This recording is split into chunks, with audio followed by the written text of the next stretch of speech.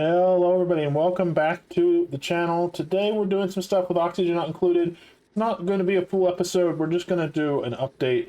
There was a new quality of life update that came out for March. I'm going to go over some of the things that came out, but I wanted to take a moment just to do an update on the channel. It's been about a week since I've been able to get any videos out, and I just wanted to say that the reason for that is that partly I work full-time, and so making videos is something I enjoy doing, but it is a side project that I can't focus 100% on, unfortunately. But also, when I was a teenager, I had a really bad back injury, traumatic back injury, and I still deal with chronic pain from that from time to time. And when that happens, work is priority, and the side, the side projects just have to take a back seat because I just don't have the energy to do everything. And, hopefully someday that'll change. But, that is just what it is. And I just wanted you to know I'm still planning on finishing all the series I'm working on. I have a few more ideas coming out, and, I really enjoy making these videos. So I hope that I can continue to do that as long as I can. And I appreciate all the support you guys give me.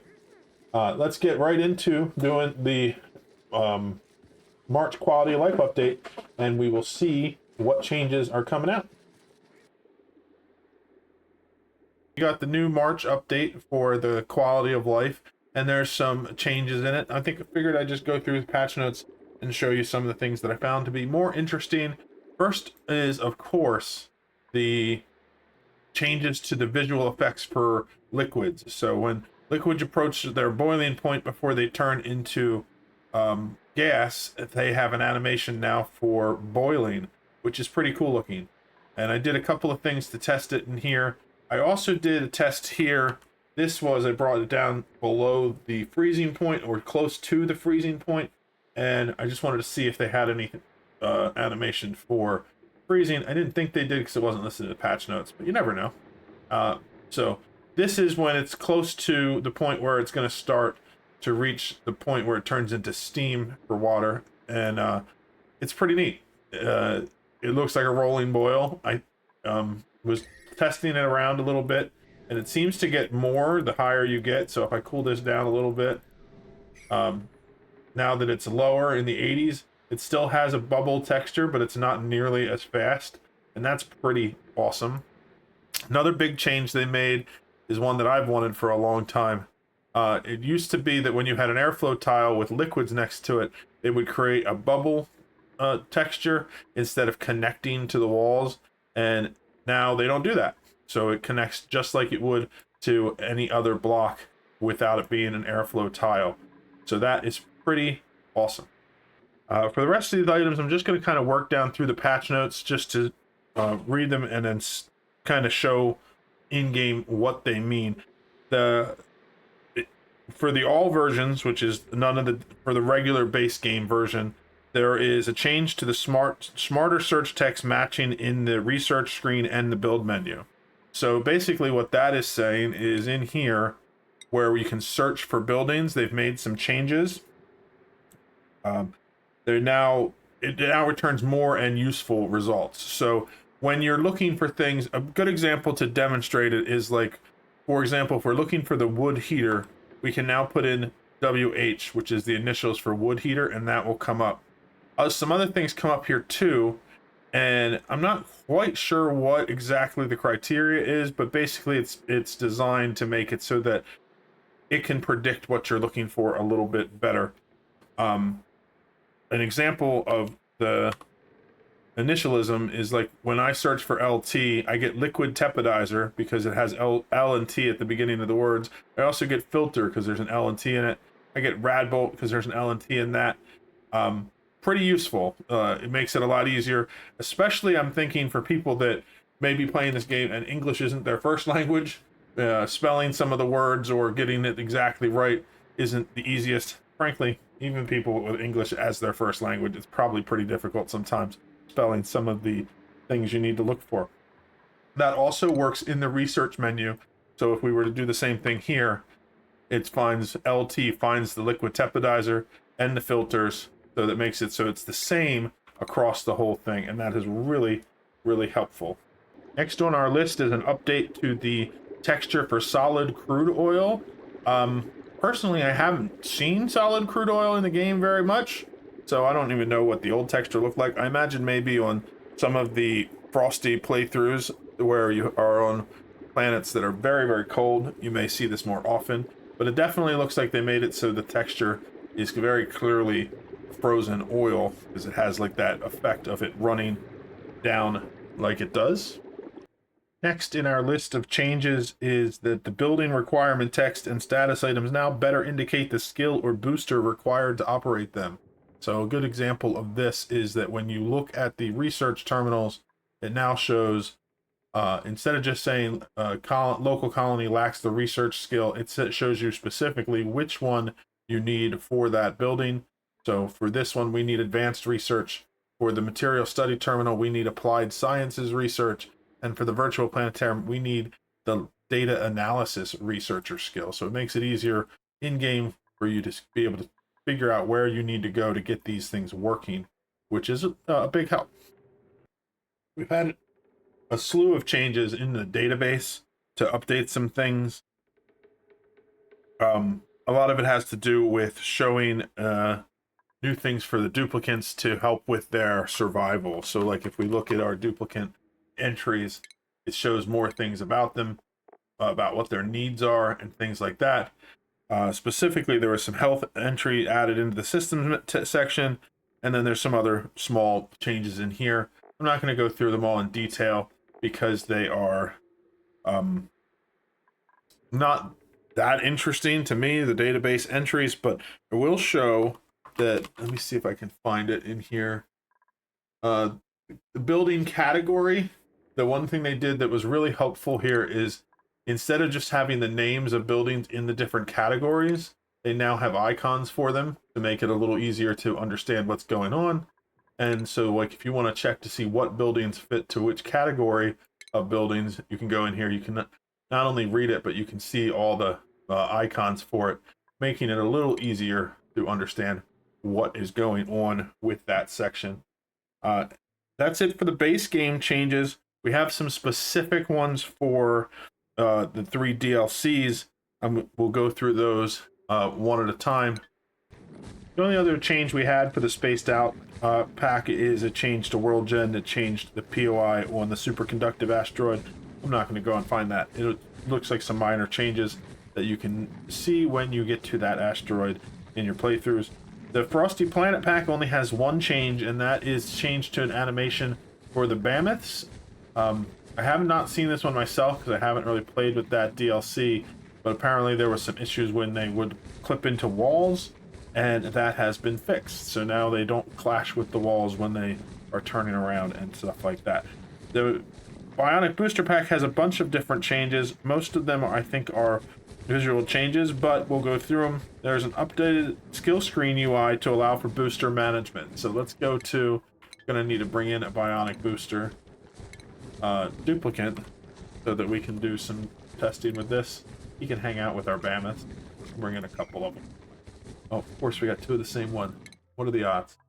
So in here there is some changes to this screen. So in the past, this was just a list of all the boosters that are available, and then this, and then to go and actually change boosters for one of our bionic duplicants, we had to go in here, go into their act to find them and actually go into it. They have added in the ability to swap boosters here, so you can click on it and install another booster. So if we bring in, let's bring in research booster and construction booster, and then in this skill screen, now that we have this, you can actually just click this here, and then if we want to click one out to remove it, then we can put it here. So it shows you all the ones you have available in the colony, and then you can change them here, and the duplicants will actually go and grab those boosters and install them without you having to go to them. In the past, you would go to them, go to config, and select them to add it in. You can still do that if that's how you want to do it, if you're at the duplicant, but in the skill screen for each bionic duplicant, you now have the ability to take out the boosters and install whatever you want, which is really nice. It also puts it in line with the way skills work for the standard duplicants, because this is where you go to manage their skills. So doing that in here makes a lot of sense. So I think that's a very good change to make things a little more consistent. It does say that bionic duplicants now have the ability to get sick from germs. So let's put in some oxygen in here. And then, let's see, we'll put in some food poisoning germs.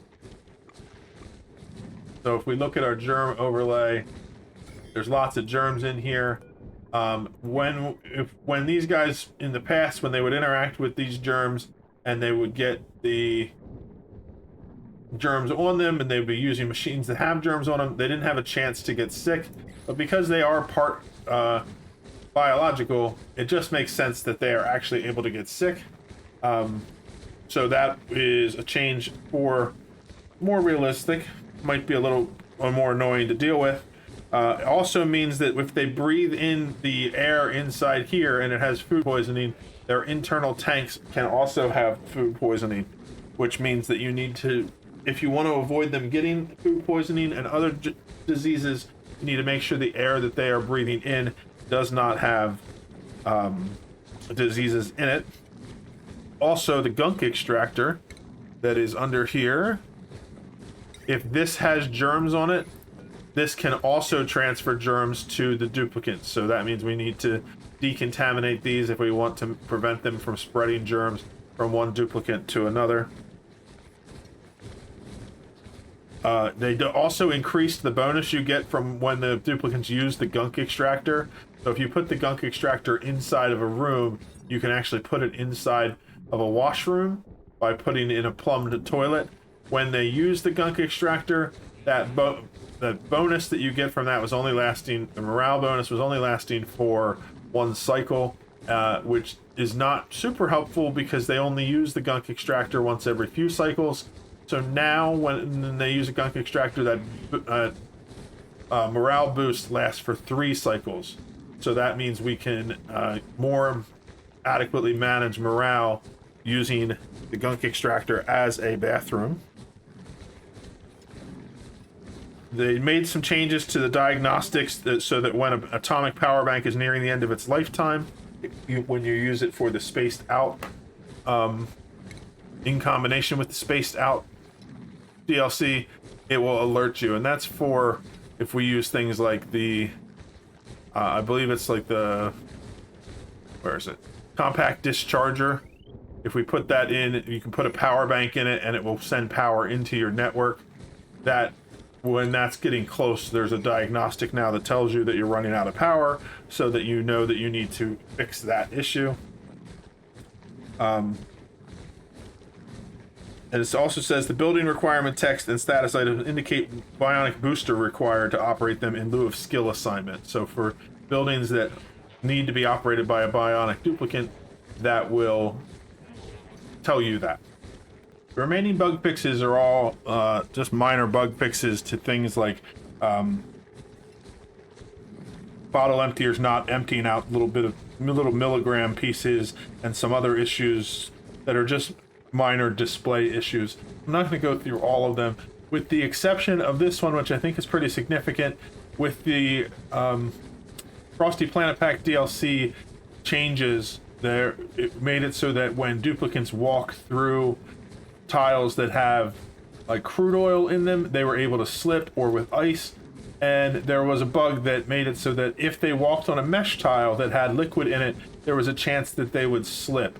So now this tile that is a mesh tile, since the crude oil is below the level of the top and this tile above it does not have any liquid, when duplicates run across this, they won't have a chance to slip, which is really nice, because if you were using a storage tank and then you had mesh tiles across the top to make it so that you could walk across it without having to deal with any kind of issues with the liquid, you were still having to deal with them slipping on the top of it, even though there was no liquid there. So they have fixed that issue, which is pretty helpful. It's a minor change, but a nice one.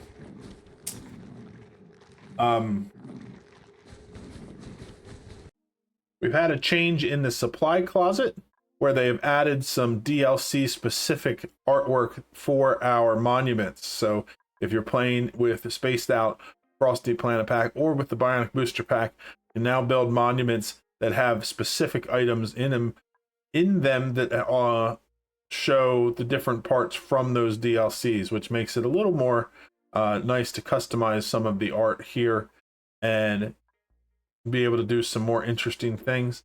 The last thing I'm going to touch on is some of the issues with mods. I personally haven't had any issues with any of the mods when I updated. I don't use a lot of mods, mostly just visual mods that probably are not going to break based on the changes. But so far I haven't had any issues. But if you do have any problems and you want to revert, there is, it's an unsupported branch, but there is a branch for the previous update. So you can select to be using the previous version until those mods update. Some of them do take some time. So if you have any that are critical to your gameplay, you can revert back to the previous version until that gets sorted out. But I think that covers everything that was updated in the March update. And I hope you guys enjoyed going through it with me.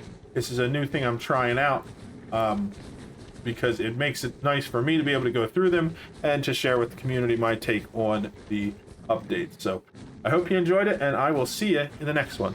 Bye-bye.